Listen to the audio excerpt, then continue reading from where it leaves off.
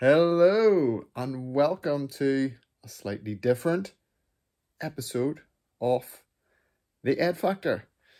You may notice I am without my trusty wingman, the other half of The Ed Factor, Chris. Unfortunately, Chris is struck down with a bug today, so he, as much as the heart was willing, he just wasn't up to it today. So, we wanted to get something on the channel with regards to the Mandrake Project, the Bruce Dickinson solo album. So we made an executive decision that I would blither to you guys about my reaction, give you a little review of the Mandrake Project. Hopefully you'll have all got a chance to listen to it. It was released there just a couple of days ago on the 1st of March. I would stress that this is a really dense album. There's a lot going on here. And I'm not saying that in a negative way. I mean that I've had a couple of days to listen to it. So I've given it as many listens as possible. But I feel that this is an album that is not one that you can really get to grips with in a few days. There's a lot going on, a lot of dense material, certainly with regards to subject matter. It could be quite a heavy listen. However, we will do our best. So, a little bit of context. We all know this is Bruce's first solo album since 2005's Tyranny of Souls. So 19 years since a Bruce Dickinson solo album. That is pretty hard to believe. But of course he's been extraordinarily busy with all things Maiden. And this is kind of a concept album, kind of not. Yes, there's an accompanying book, comic book. However, oddly, I think Bruce announced a number of weeks back there at a comic festival he attended in Brazil. I think it was Brazil.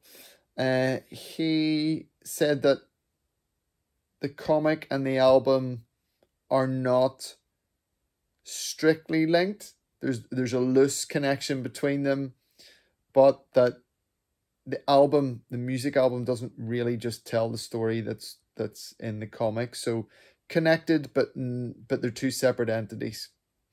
So on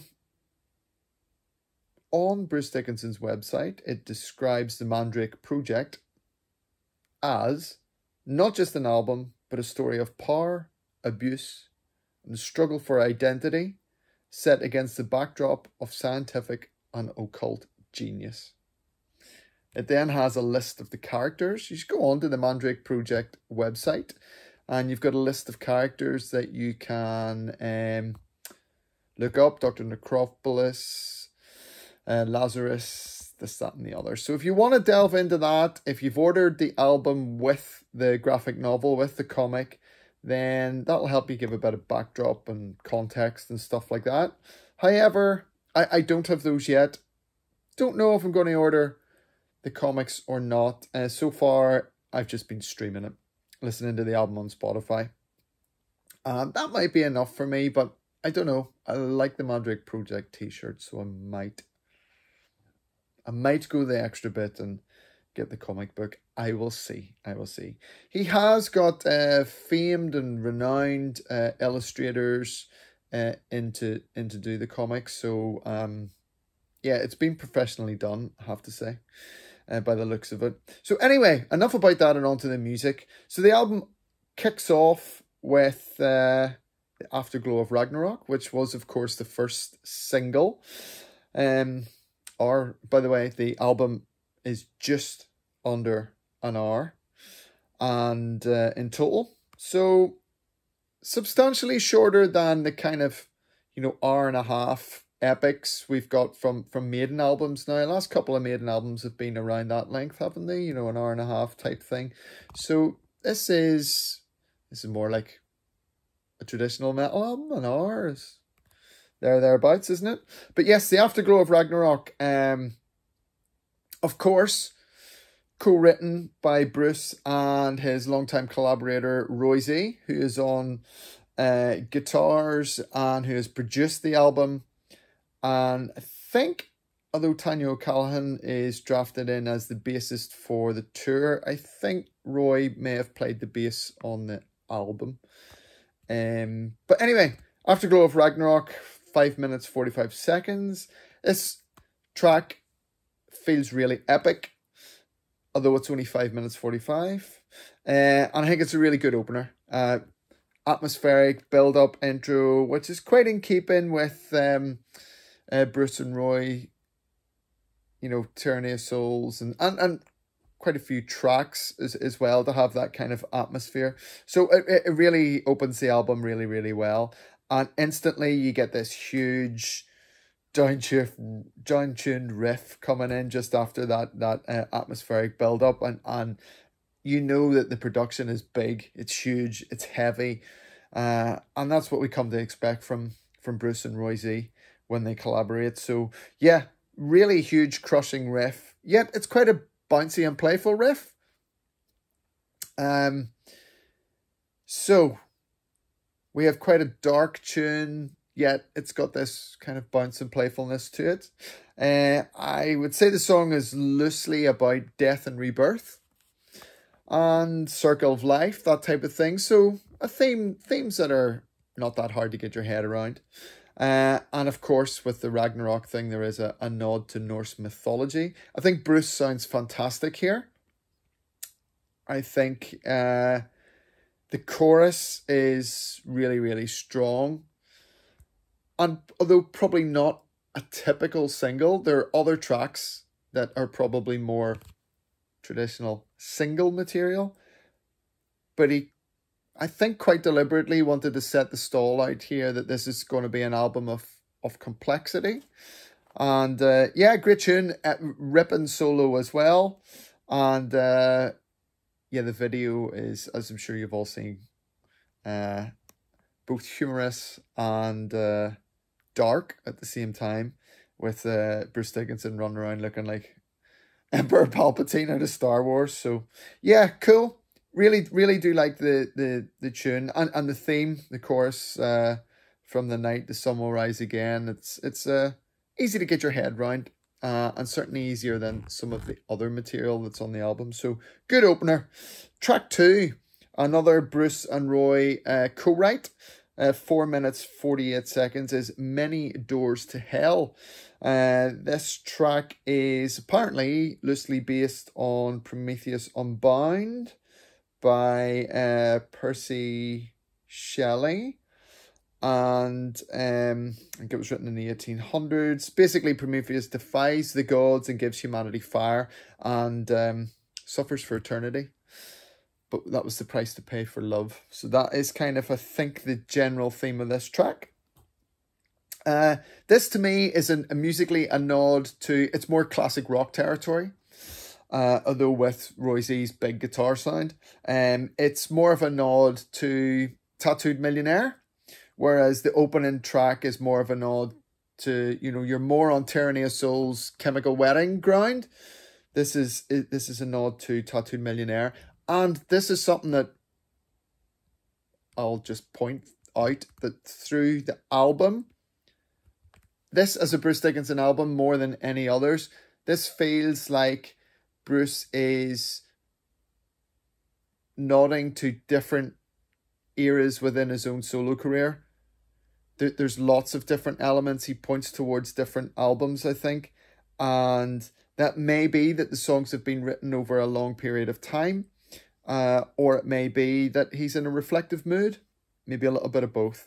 So, yeah, it's straightforward, rocking, big chorus. It's really up tempo, and it's a very direct track at 4 minutes 48, and to me that's quite refreshing because, as much as we are huge Maiden fans, Maiden haven't gone direct a lot recently. That said, there's a few direct tracks on Senjutsu, but they're definitely in the minority. The songs tend to be more epic, don't they? So that's not the case here. Although the album feels quite epic, a lot of the songs are relatively short. So yeah, great track, straightforward. On to track number 3 is Rain in the Graves, which was the second single. Really cool video for this. And yeah, it's a quite an atmospheric track. It's a nod to the Hammer horror movies. And you can tell Bruce has had real fun with this one. There's also musically a nod to Ghost, the band going on here, definitely. And that's probably because Ghost in themselves have that Hammer horror ethos. So yeah, really enjoyable track. Quite a cool chunky riff. Again, Roy's on it there. And yeah, it's 5 minutes 5 seconds, so again, it doesn't hang around. I think thematically you are kind of on Robert Johnson's blues crossroads kind of you know, meeting the devil type theme here. Guy walks into a graveyard and meets the devil, and the devil says, "What are you doing here? And don't lie to me, because I will know if you're lying." That's the gist of this song, and it's easy enough to follow that in the video, which is nice and stylish. But yeah, again, third track in a row, big chorus, and that's the theme of this album, I think. Largely big choruses, harmonies on choruses that are double tracked.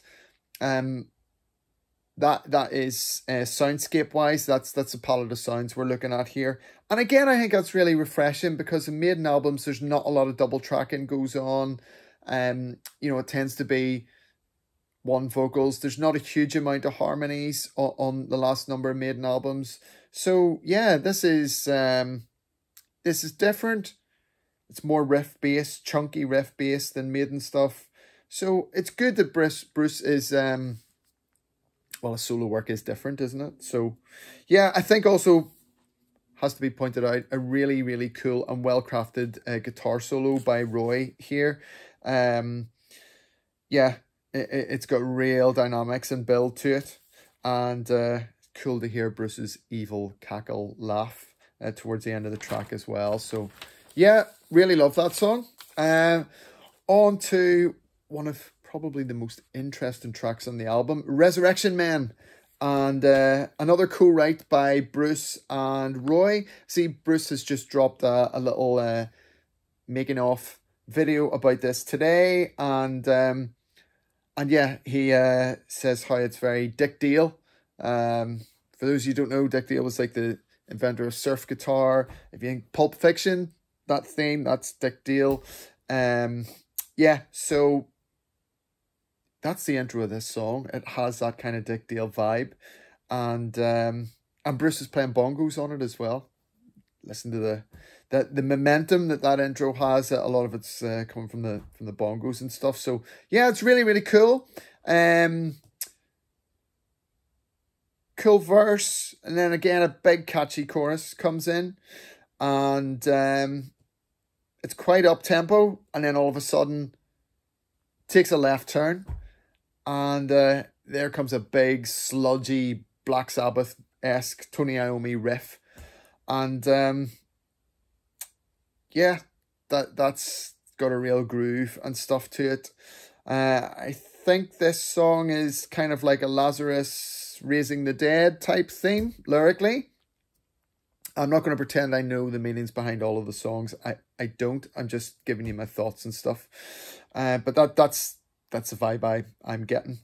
Resurrection Men, isn't it? And Dr. Lazarus, Mandrake Project, all that stuff. I'm sure there's more layers of meaning, but yeah, Raising the Dead. Yeah, there's also quite an atmospheric breakdown. Percussion drops out, and yeah, then it's back into the kind of Dick Dale part at the start, up tempo, and kind of gallops to the end. So cool tune. This really, really interesting. 6 minutes 25. Yet it does have quite an epic feel, but it doesn't overstay its welcome. Track number 5, shortest track on the album, and actually at the moment one of my favourites, is Finger in the Wounds. And it kind of has a if I can say it correctly, a symphonic metal intro. And then like a piano ballad-esque kind of verses on it. And I think this song is actually about people, about critics and you know, social media, and we put influencers on pedestals and that kind of a thing. That kind of, you know, take a pearl from the oyster and feed it to the swine. You know, to me, you know, we'll take something, someone's doing something good, we'll take that and then we'll throw it to the masses and maybe criticize it. And yeah, that's the vibe I'm getting in the lyrics. Maybe totally wrong there. But yeah, the huge chorus, I think it's a really, really catchy chorus on this. And there is another surprising left turn comes with it, this kind of Eastern string section that just kind of really comes out of the blue, yet works. I think it works really well. And probably a bit of rainbow influence there. So, as in Rainbow, Ronnie James Dio, Richie Blackmore, that type of thing. So yeah, that's a cool section, and I suppose I should tip the hat to the keyboard player there, Mysteria. Really well played, and yeah, this song actually wouldn't be terribly out of place on Skunkworks. It's more of an experimental tune. So yeah, there's a nod to that album there. Anyway, on to track number 6, Eternity Has Failed. And this is obviously what the original version of the track that opened up Maiden's Book of Souls, Eternity, If Eternity Should Fail. So yeah, this song's completely written by Bruce, 6 minutes 58. And for Maiden fans, we're all pretty familiar with this track. I think he's tweaked some of the lyrics. I think he said he just tweaked this slightly. So it wasn't exactly the same as the Maiden track, and that it would fit in with his overarching story. So yeah, Eternity Has Failed. There's a few lines are different. The intro's slightly different rather than that kind of synth. It's like a flute. And the guitar work's heavier. You can hear like Roy is palm muting the hell out of it in the main riff. And it's cool. So I haven't a huge amount more to say about that. It's pretty much, well, it's the same track, and obviously I'd say there was a demo of this and it was played and Steve Harris liked it and said, yeah, we'll take that. So to start Book of Souls, and fast forward all these years later, it's hard to believe it's that long ago. I think it was 2010. Here we are with finally hearing the Bruce and Roy Z's version. So it's cool. There you go. Track number 7, Mistress of Mercy. Again, just written by Bruce, this one. 5 minutes, 8 seconds. Again, quite an up-tempo track. A big bass and drum intro. And I have to say, again, strangely, this is a tune that is quite similar to a Skunkworks track it reminded me of called Head Switch. Although obviously with Roy Z's guitar work and far heavier, bigger production. But it's got a similar-esque type of riff and tempo and that kind of descending vocal. The vocal melody, I feel, is quite similar. Chorus, not so much, but again, a big chorus. It's obviously double-tracked, but that makes it sit really well in the mix. And a huge vocal, kind of, you know, far from the old ways and stuff he comes out with, I think sounds really, really cool. So, yes, an enjoyable track. Next up is track number 8, and this is where the album, I think,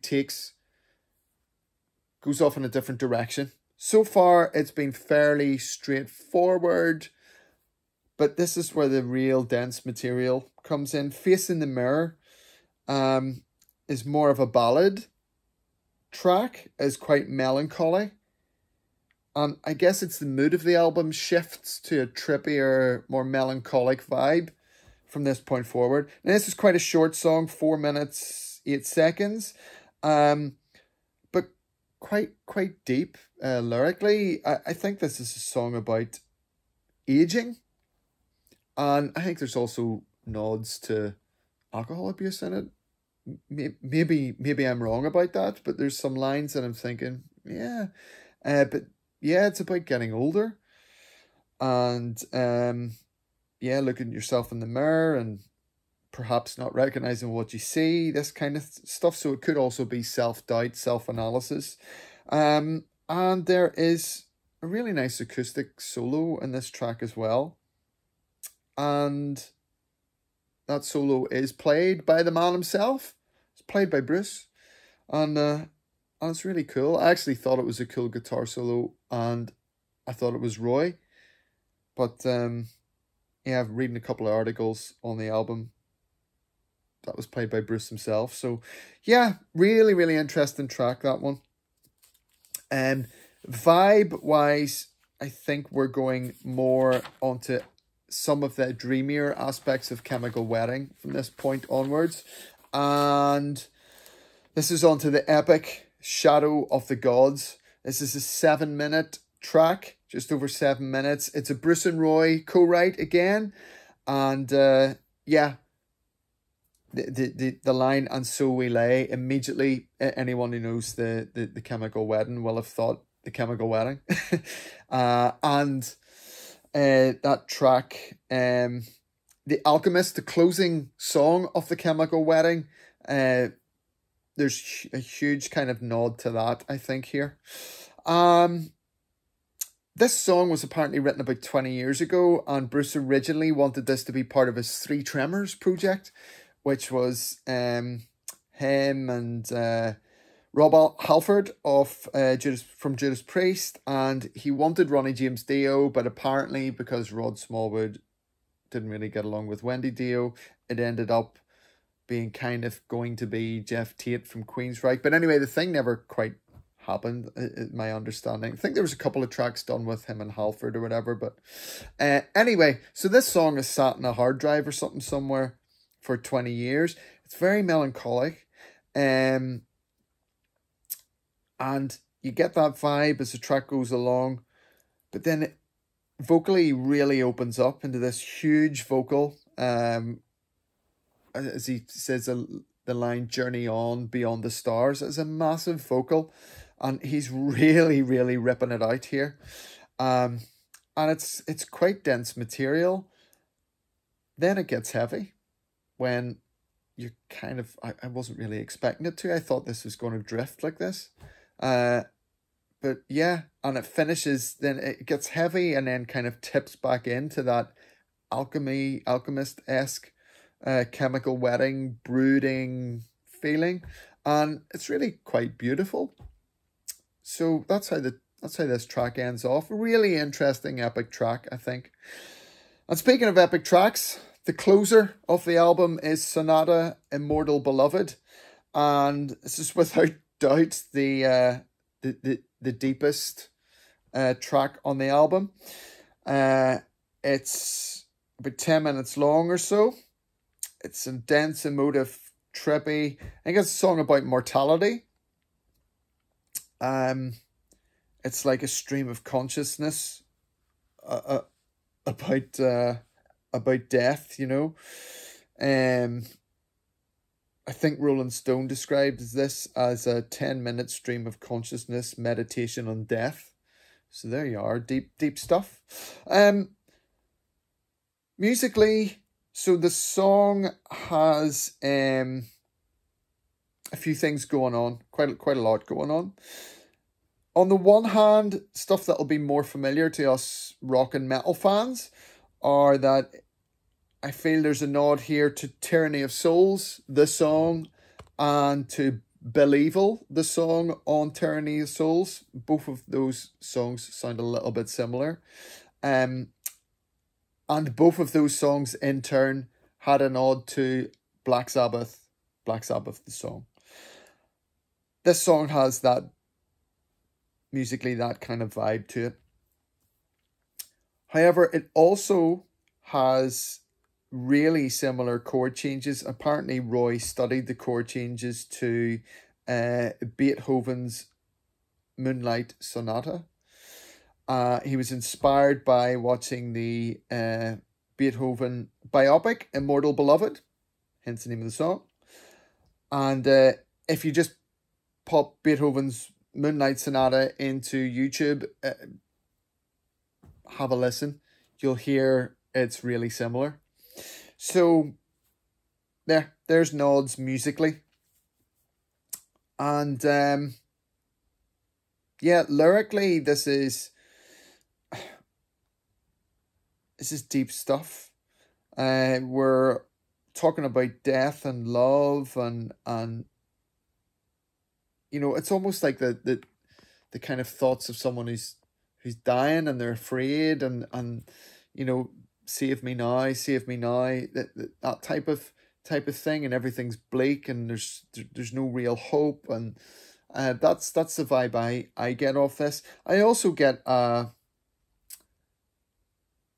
an improvised vibe off a lot of this track, which may be why what a review has called it, like a stream of consciousness. But a very interesting track, not atypical of metal, although it is dark, gothic vibe. I do feel it's, again, rather Chemical Wedding. And I couldn't see this song sitting anywhere else on the album aside from it closing the album. I think that it had to close the album.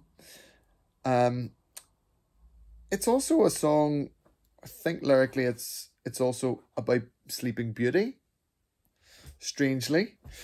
And apparently this is sat on a hard drive in Bruce and Royce's archive for 25 years.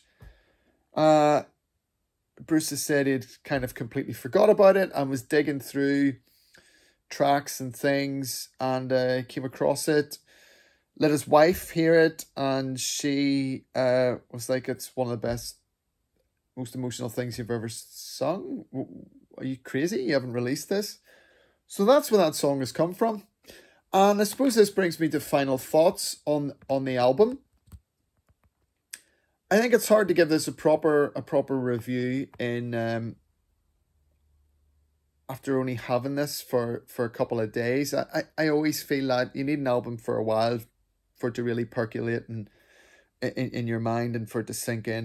So in sum, I'm not sure whether this is an album which is a hodgepodge collection of songs that have been written over the last, 15 to 20, 25 years. And I'm not sure whether these songs have been both written and recorded over that period of time. I do think that some of the vocal performances sound like fantastic, but that they're not Bruce's voice as of now. They're Bruce's voice as it maybe was. His voice has changed more in recent years, yet there are some recent vocal recordings on there. So, I mean, in some ways that's a testament to the guy's voice. It's changed, but not hugely, that it sounds massively inconsistent. But I think you can hear that some of these have perhaps been recorded a while back. So can't decide whether that or how does it stand as an album, as a piece of work on its own. Is it a consistent body of work? For an album that's been perhaps hyped up as a bit of a concept album, yeah, it's loose. I think the themes in that are loose. So So I'm not entirely convinced by that aspect of it. Do I think it's a good album? Yes, I think it's a good album. Where will it stand and rank amongst his albums? I don't think this hits the heights of the Chemical Wedding, or Accident of Birth. However, it may be up there with Tyranny of Souls, and those would be the heavier albums, you know.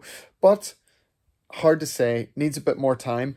Very interested in hearing your thoughts and everything on it, guys. So, look, let us know. Comments, thoughts, favorite tracks, things you agree with, things you disagree with what I said. And look, I hope you will all join me in wishing Chris speedy recovery. And look, we will both be back soon for more Ed Factor shenanigans. So, yeah, speak soon, guys. Cheers.